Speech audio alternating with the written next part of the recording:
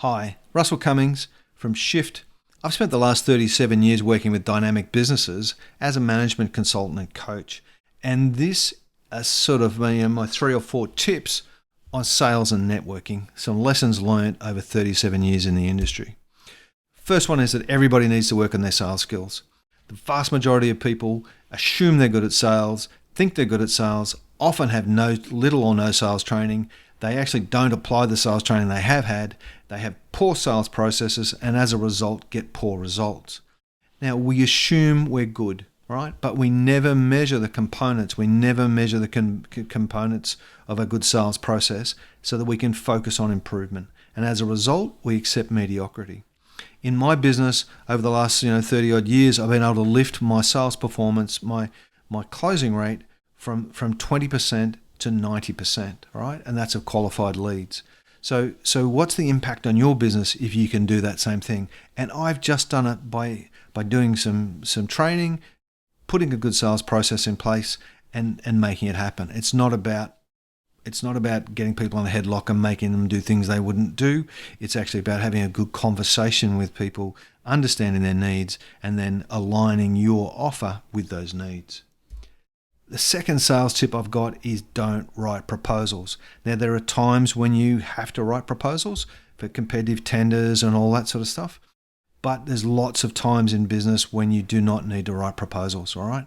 And so my first tip is there to have the conversation, ask for the business, talk about the money, all those sorts of things, so that you actually get a chance to overcome people's objections. Because what happens is, if somebody says to you, "Oh, great, can you send me a proposal?" That's effectively a no, right? Because they're not sure what else to say. And then what you're trying to do is abdicate the sales process to a document. But if you then say, "Hang on a second, I don't really do proposals. Tell me what more information you would like," and you can have some discussions around them. And if you discuss price, you can always say, "So is that price outside your budget?" If so, that gives you a chance to negotiate the scope of your engagement so that you bring it in alignment with their budget if that's possible, right?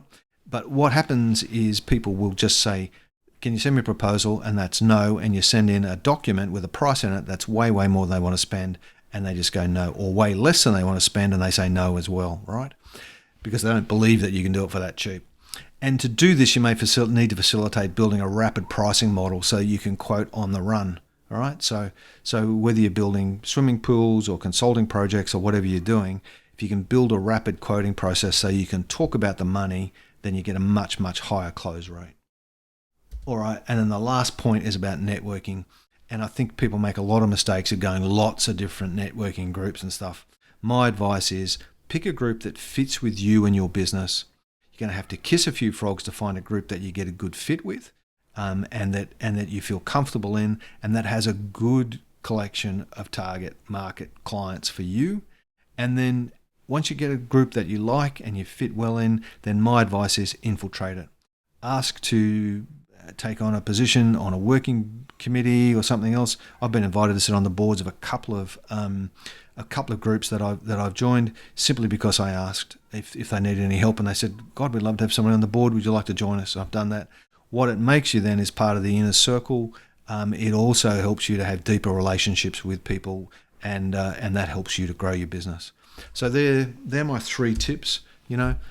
Improve your sales skills. Don't write proposals. Think about how you can get around that. Be the smart. Ask for the business, and have those discussions around money. And lastly, pick a networking group and infiltrate it. All right. Hope that's been useful. Lots of free resources on my website around this sort of stuff if you'd like to go and have a look. Cheers.